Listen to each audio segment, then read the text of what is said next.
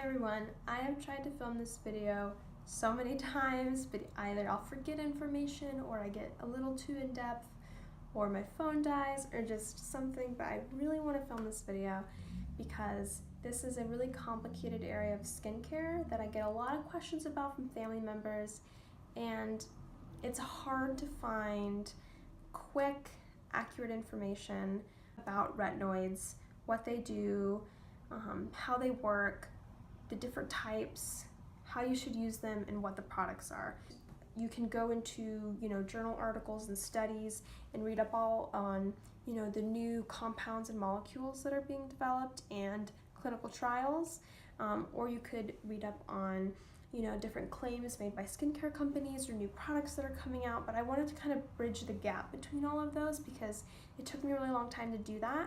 So I want to provide that for you guys so you don't have to do as many years of research as I did. First, I want to talk about how they work, and I want to talk about the different types, and then I want to talk about products that I would recommend because I've tried a lot of different products. So first of all, retinoid is maybe not a term that you've heard commonly used. You've probably heard tretinoin or retinol. Those are really popular. You might have heard of retin-A, you might have heard of retinol palmitate, and I'll be covering all of those in this video. But we're going to start with kind of the origin of retinoids. So what is a retinoid? Well, a retinoid, the biggest umbrella is vitamin A. Retinoids are vitamin A compounds, but vitamin A does a lot of different things. It regulates a lot of different processes in our body, and retinoids are generally used topically to treat your skin. And so retinols fall under the umbrella of retinoid. So let's start with kind of the OG, the original retinoid, which is tretinoin. So tretinoin is prescription only. The name brand is retin-A, which you might have heard of. I sometimes might be referring to it as retinoic acid or transretinoic acid or all transretinoic acid.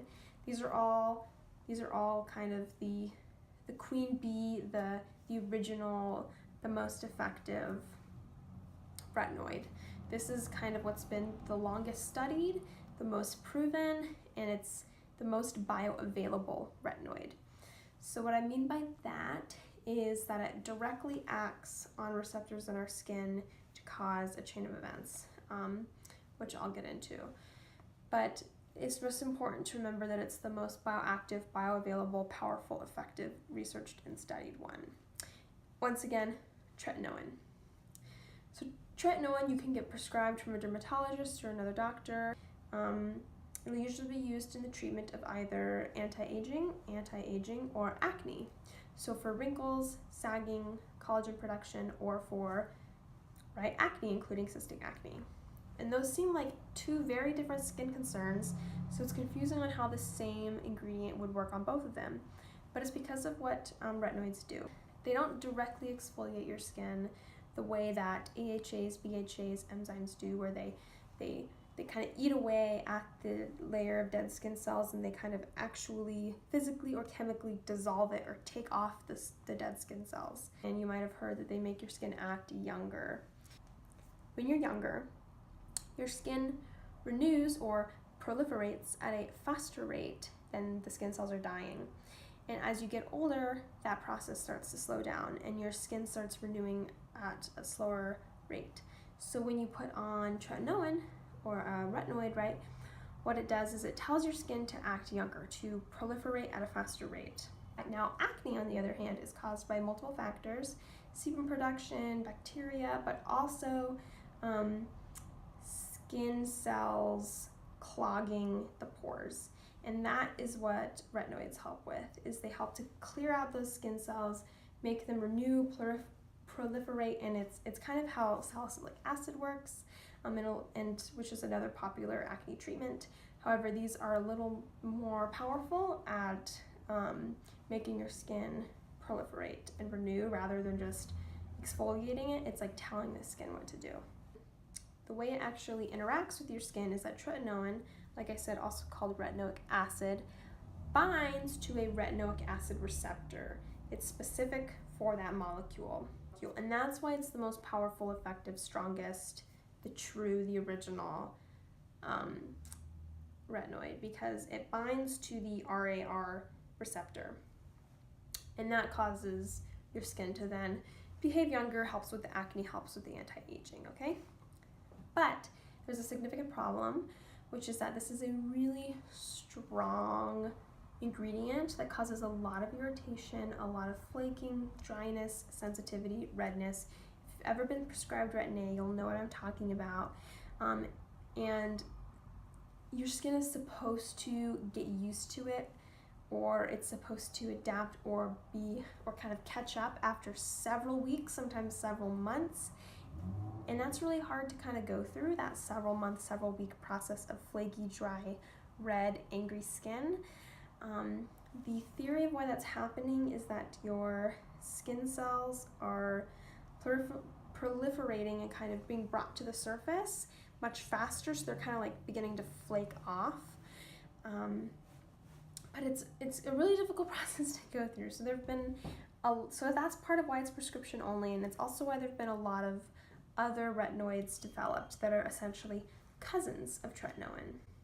So one of the most popular is retinol, and think of this as like a first cousin. It's one step removed from tretinoin. So let's say that the retinoic acid receptor needs something that's the shape of a chair. It specifically needs to be shaped like a chair for it to fit into it, and for it to press that button and make your skin act younger, okay? So putting tretinoin on your skin is like putting chairs into those receptors. Putting retinol on your skin is like giving your skin a block of wood. And so your skin then has to take that block of wood and cut it up and saw it and make it into a chair, and then it can act with your retinoic acid receptor. So what that means is that, you know, when you start off with a hunk of wood, you cut away a lot of the wood. So giving your skin 1% retinol is not going to equate to 1% retinoic acid, unfortunately.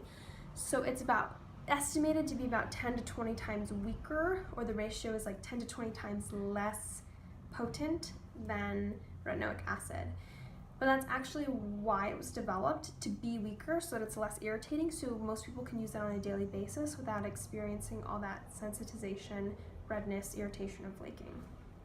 And it's one of the most well-studied over-the-counter anti-aging products, and it's really popular. However, it's also a little bit difficult to formulate. It's a little bit unstable because it is so active.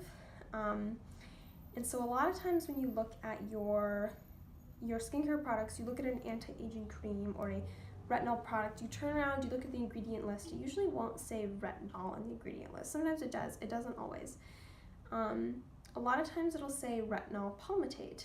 Now retinol palmitate is not a first cousin, it's like a second or third cousin. It's even further removed from tretinoin, which means that rather than giving your skin a hunk of wood, it's like giving it a tree. It has to go through a series of metabolic conversions before it can fit into that retinoic acid receptor. So it's much weaker, and there's also some debate about its molecular size and whether it actually can be converted, and it's probably my least favorite retinoid, but it's one of the most commonly used.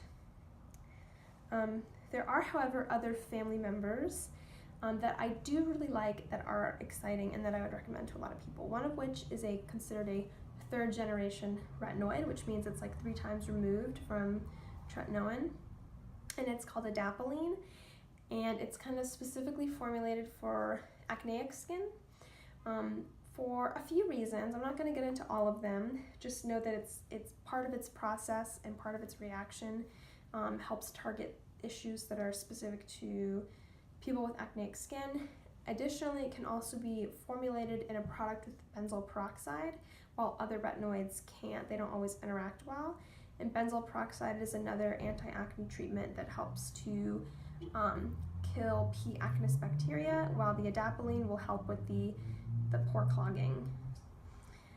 My favorite, and a lot of people's favorite right now though, is a really exciting new retinoid that's also considered a third generation retinoid, hydroxypinocolone retinoid. I've also heard it called trans-retinoic acid ester. I've heard it called gram-active retinoid. But what makes this one so exciting is that it actually binds, it actually is like the shape of a chair. It actually binds onto the retinoic acid receptor, the same one that tretinoin binds onto. So it presses that same button that tretinoin does. However, clinical studies have shown that it does not cause nowhere near the flaking, the redness, the irritation, the sensitivity, and I can tell you from my experience, it definitely does not. So that's why it's really exciting. Take it with a grain of salt though, because this is a really new, exciting retinoid. It hasn't been well studied. Most of the studies that have been done have been made by the manufacturers of the product, and they're not independent trials. But I can say in my experience, it's a really well-tolerated retinoid by the skin that does give you beneficial results. So because it presses that same button, the idea is that it will give you all the same benefits, but trials and experience have shown that it does not give you the same drawbacks of irritation. So this is a newer retinoid, but it's already been incorporated into a lot of new products because people are excited about it. So I think it would be a good time to talk about some of my favorite products now. So one that includes hydroxypinocolone retinoate is Luna by Sunday Riley. This is a really popular product. You can get half an ounce for $45 or a full ounce for about $105, which is absurdly expensive. It's housed in a variety of oils, and it's also paired with dimethyl ascorbicide, which helps with the delivery. It's a solvent that helps with the penetration and the delivery of the retinoid. I do love this oil. I've been through probably 4 or 5 bottles, but it's so expensive.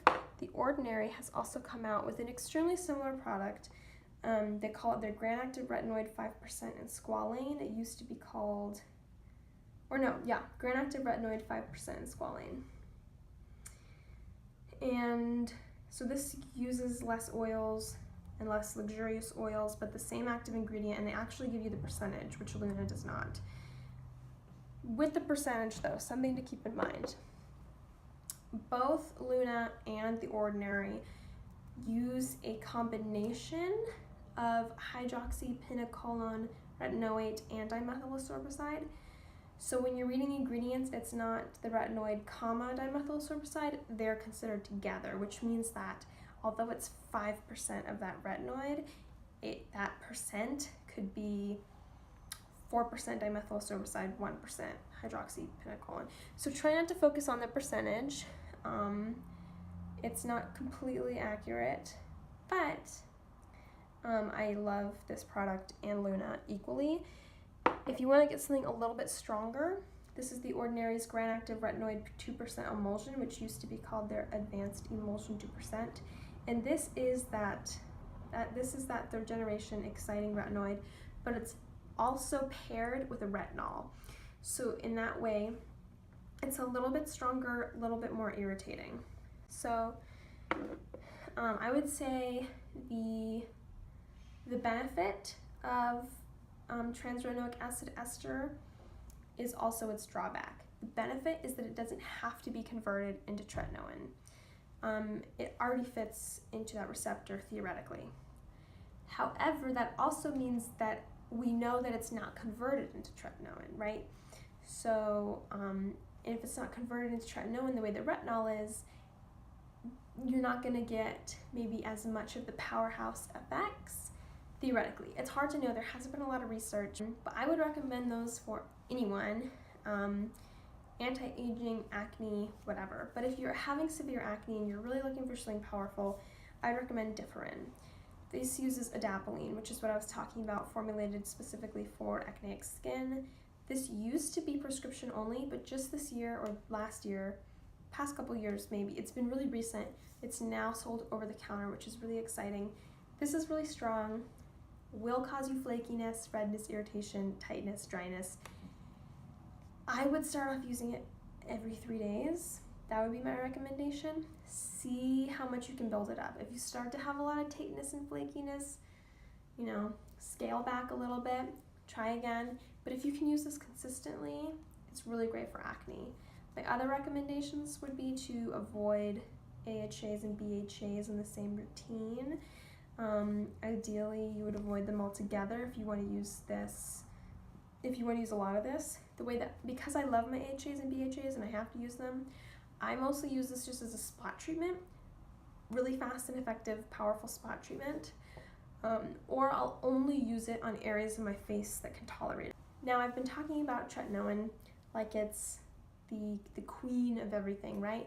I wouldn't necessarily recommend it. I wouldn't necessarily go into a dermatologist and asking for a tretinoin prescription because it is so strong. Problem with tretinoin is a lot of people can't and don't and won't use it for those several weeks at a time, for them to use it for years and years and years and get the benefits of anti-aging, or to, effectively clear their acne for a substantial amount of time because it's so harsh and so difficult to use. So I would recommend using weaker products that you actually can use more often than actually getting a retin-A treatment. But once again, it's up to you if you want to talk to your dermatologist about it. But hopefully you know a little bit more about the different products that I like and recommend, what to look for in your ingredient list, what to stay away from, how they work, what they're doing, because it's kind of a complicated area of skincare, and I'm happy to answer any questions you may have. Thank you. Oh, and I forgot to mention, there's a bunch of other retinoids that have been developed, but they're less common. I tried to just in this video kind of cover the basics as well, get the ones that you're most likely to see to help you with, deciding on products and what could be best for you. So if you have any questions, please let me know. I really hope I helped clear some of this confusing information up for you. And I can't wait to talk about more skincare ingredients and products because it's something that I have been doing for a long time. So thanks for watching,